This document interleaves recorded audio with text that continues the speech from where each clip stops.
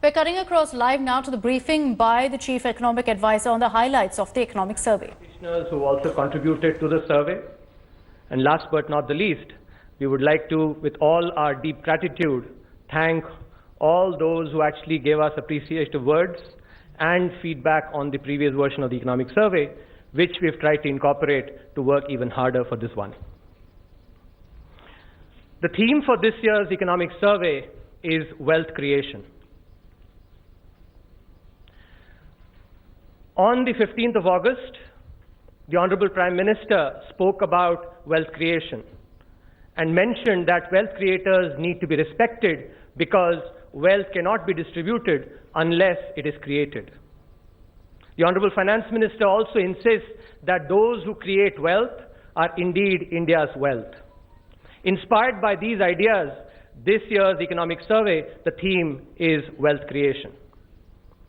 The cover of the economic survey, which is lavender, captures the 100 rupee new note, which is in this color, and combines the old with the new. The rupee symbol also captures the same theme about wealth. You have, so that is indeed the color as Sanjeev is showing, the Principal Economic Advisor. The economic survey, as I will explain in detail, is a synthesis of the ideas of old and new.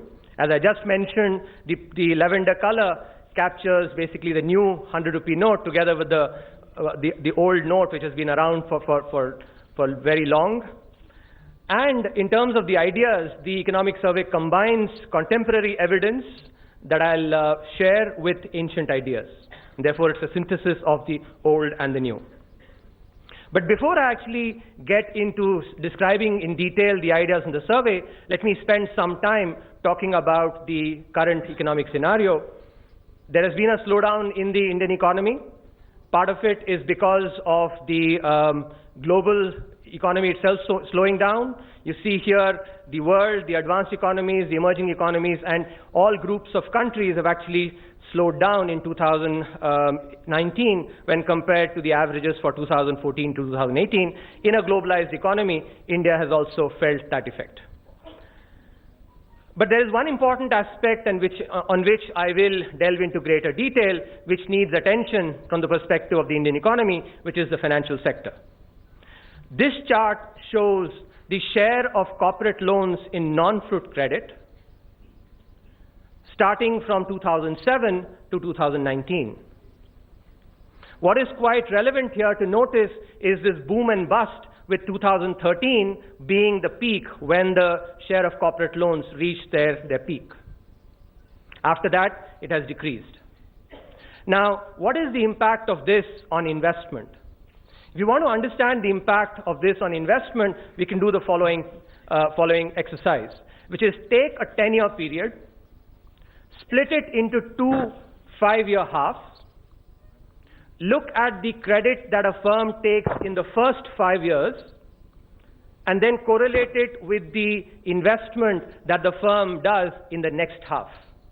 Now, if suppose the credit that they've taken actually is affecting investment negatively in the next 5-year period, then you should see a negative correlation with 2013 as being the break year. And that is the exercise that is being shown in the table. This is the result from regressions that we've run. What you see clearly is that it is indeed 2013 and the 10-year period from 2008 to 2017 where there is this negative correlation. In other words, firms that actually borrowed a lot more from 2008 to 2012 were indeed the firms that they also actually invested less from 2013 to 2017. Now, how does this affect GDP growth? As we had showed in the last economic survey on the virtuous cycle, the virtuous cycle originates from private investment, which affects economic growth with a lag, and thereby consumption, and that's how the virtuous cycle proceeds. Now, what is important here is what is being shown on the right, which is the correlation of investment with GDP growth, with both contemporaneously and with lags. I want you to pay particular attention to the one that is being shown with the arrow, which is the correlation with a 4-year lag, which is what is the impact on GDP growth this year due to the investment done 4 years back. That has a very strong positive correlation. If you look at the contemporaneous correlation, which is being shown in black, that is negative. Now, this is important for us to understand because as I just showed, the peak of the credit happened in 2013, and after that, there has been actually a decline in credit, which has affected investment as well.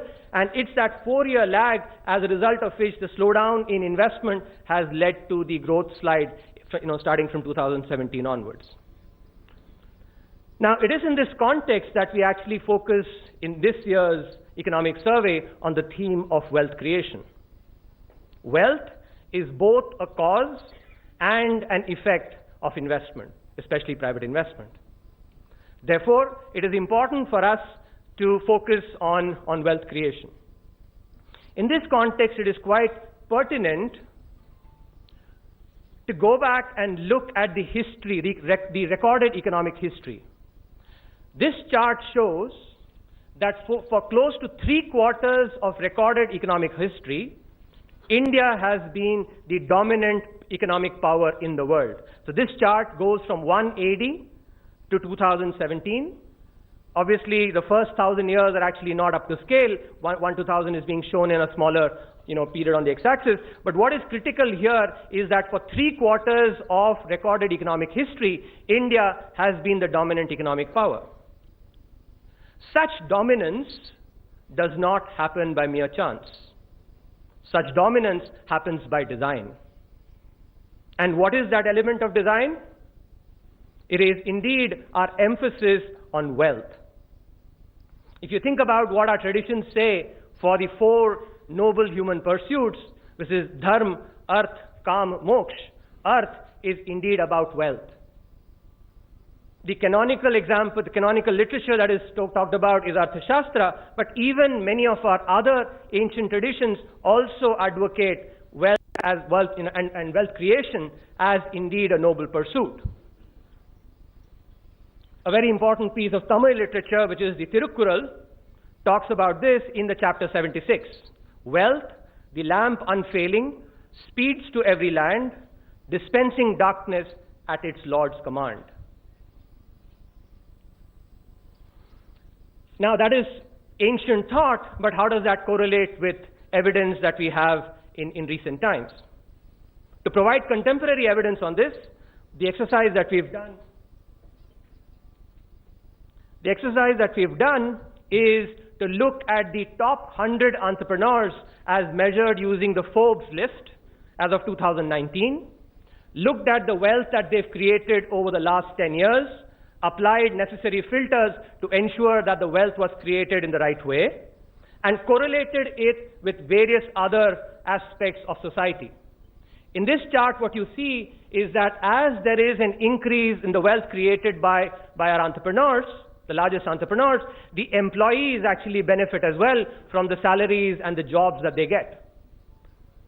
A second dimension is those firms that supply to the firms of these entrepreneurs. And here, what is being shown is that the wealth created by these entrepreneurs benefits the suppliers as well because they end up supplying to these firms. A third way of looking at it is the foreign exchange revenue, which you all would understand matters for macro stability because those revenues affect our current account deficit and in turn macro stability. What you see here is that the wealth created by these entrepreneurs also correlates strongly with foreign exchange revenues. A final aspect is what goes to the citizen through the government as the taxes that are paid by these entrepreneurs. What is being shown here is the direct taxes paid by these entrepreneurs, which clearly is an underestimate because there are various other indirect taxes that are also paid. But what is important here is a strong correlation between the wealth created by these entrepreneurs and the direct taxes that are paid. Because, and this goes back to what the Honorable Prime Minister said in his Independence Day speech, unless wealth is created, it cannot be distributed. And for distribution, it's basically taxes that are the primary instrument. Now, as I had mentioned, that India dominated economic activity for 3/4 of known economic history, and that doesn't happen by accident, it requires design. So what is that element of the design that indeed led to such economic dominance? The economic survey posits that it is the combination of the invisible hand of the market supported by the hand of trust, which is what leads to wealth creation.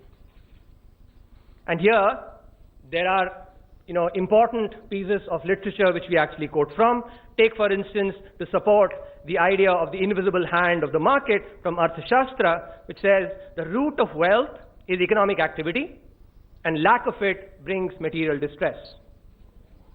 In the absence of fruitful economic activity, both current prosperity and future growth are in danger of destruction.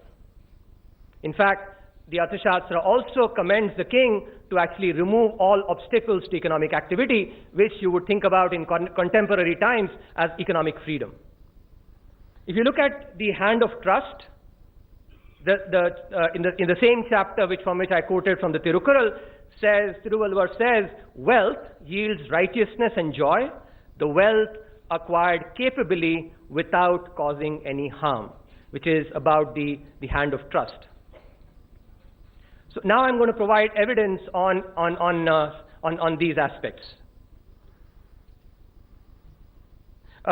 Before that, let me just mention that the economic survey, building on this idea that the combination of the invisible hand of the market has to be combined with the hand of trust, introduces this idea that trust is a public good which gets enhanced with greater use.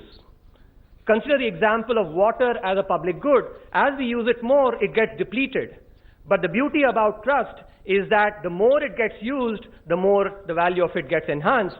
Of course, conversely, it's also true that if it does not get used, then the value of it declines as well. That's the characteristic of a public good, which gets enhanced with greater use. In trying to pursue wealth creation in the Indian economy, the economic survey brings out 10 main ideas, which is first that wealth creation benefits all. The invisible hand of the market enables wealth creation. Trust is a public good that increases with use. Grassroots entrepreneurs, which we basically have evidence in the second chapter of the survey, using evidence from 504 districts in India, showing that grassroots entrepreneurs indeed create wealth in their districts. Pro-business policies, those that provide equal opportunity, are important for wealth creation. In order for wealth creation, it's also important to remove some of the anachronistic government interventions that have actually subsisted. Job creation, which is very important in the Indian context today, can be furthered significantly by integrating Assemble in India for the World into the Make in India campaign. The survey goes into great detail about how the ease of doing business can be enhanced by implementing specific suggestions to bring India within the first 50 in the rankings in the World Bank's ease of doing business rankings. The survey highlights that the banking sector, when you compare the size of the economy, is at this point subscale, and that is something that we need to think about. Finally, in keeping with the spirit of making economics relate to the common person, the economic survey brings the idea of thalinomics, which is the economics of a plate of food in India. Let me give you some evidence about the role of the invisible hand of the market in generating wealth. Of course, India's GDP and GDP per capita have increased significantly after liberalization. In this chart, what is being shown is the wealth that is created from the perspective of the stock market. What is quite interesting to note here, what is being plotted, is every milestone that the Sensex achieved. 5,000 milestone. If you notice the first half, which is the phase 1 accelerated growth, while it took about 170 months for the first milestone of 5,000 to be reached, the subsequent milestones were reached much, much faster. And that's the first phase of accelerated growth. By the way, this is not just because of a scale effect. It is the increase in the growth rates that actually accounts for this acceleration. A second phase from 2007 to 2014, when it took about 80 months for the next milestone to be achieved. And then a third phase of revival again, where the milestones are being reached faster. Also notice that the last milestone from 35,000 to 40,000 has taken a little longer, which is actually also reflective of the slowdown in growth that we talked about. A few other examples, if you look at it from various sectors, this shows the banking sector. When the entry of private sector banks was allowed in the early 90s, look at the growth rate in the penetration of credit before and the penetration after. It's significantly higher. Similarly, another example, take the mutual fund sector, which when it was opened up in early 2000s by breaking up UTI, look at the growth rates before and after. Again, significant difference. Another way of looking at the same thing, the impact of economic freedom and openness on generating wealth, is to distinguish various sectors. Here, an apples-to-apples comparison is being made within the transport sector. Take an open sector like roads and contrast it with a closed sector like railways. And here what is being shown is the freight traffic. The freight traffic for the open sector increased at exponential rates, much higher than the closed sector, and this effect is even more pronounced when you look at it from the perspective of passenger traffic, where you again find the open sector increasing at much higher rate than the closed sector. So in sum, these and other evidences that are there in the first chapter clearly articulate that the invisible hand of the market really and openness enables actually growth not only at the aggregate level but also at the sectoral level. The other important pillar, as I just mentioned, is the hand of trust. If you look at the Transparency International's Corruption Perception Index, 2011 is when India actually was at its low. If you correlate that with a different way of looking at the same thing, which is there is a break here provided in 2011 when the report on the 2G spectrum allocation was brought out. If you look at it, what is clear here is that connected companies, which are basically which is the line that is shown in red, vis-a-vis those that actually, the purple line for the BSE Sensex, before 2011, the connected companies actually earned much higher returns. But then there is a scissor-like movement after 2011 with the same connected companies earning lower returns since then. This is an important aspect because it relates to trust in the system and the difference between the pro-business policies that enable opportunity versus pro-crony policies that can favor incumbents, which is the Chapter 3 of the Economic Survey. Another way of showing the same thing is the quality of financial statements. The Reserve Bank of India had, pointed out some of the large defaulters. What this chart shows is the financial statement quality of these large defaulters, 11 of them, by comparing it with the median financial statement quality in 3 years, 2012, 2013, and 2014, the median level, which captures basically what is the level of financial statement quality for the average firm, vis-a-vis that for these 11 large defaulters. And what is very clear is that even in 2012 to 2014, these indicators of financial statement quality were giving some signs. And it is important in the context of trust to actually keep in mind that when there are large firms whose financial statements are not as dependable, then it creates a trust deficit for other firms as well, because the average investor then starts thinking about the financial statement quality of every firm. A different way of looking at the same thing is by looking at the wealth erosion by willful defaulters, which is being compared with some of the large subsidy heads in the budget. One way of saying this is that if this money were not lost, we have been spending almost double on our social sector, which benefits the common person. For instance, if you look at the health, education, and social protection, the spending that is done, it's almost the same as that for willful defaulters. Or if this money possibly had been spent on, on improving the capital, if this hadn't been lost, it could have possibly been spent on capital expenditures in the railways, which again benefits the common person by enabling, that person better travel. I was actually talking about telltale signs, for willful defaulters. Here, what is being done is the comparison between willful defaulters versus non-defaulters in the top panel, and willful defaulters versus distressed defaulters in the bottom panel. And here, if you look at in terms of the disclosure of related party transactions, the promoter holding that is pledged, or the loans that are given to related parties, clearly willful defaulters differ significantly from either non-defaulters or distressed defaulters. And these are signs that actually, again, important, which I'll come back to later. One other way of looking at this is the way, take one particular bank that has actually declared a particular borrower as a defaulter, and does another bank reflect the same? This, if you see, from 2014 onwards till 2019, this has secularly increased, which is consistent with the cleanup of the banking system that has happened over the last 5 years. Now let me spend some time on the important instruments for wealth creation that we must rely on. This chart here shows the widespread new firm creation that is happening at the level of districts in India.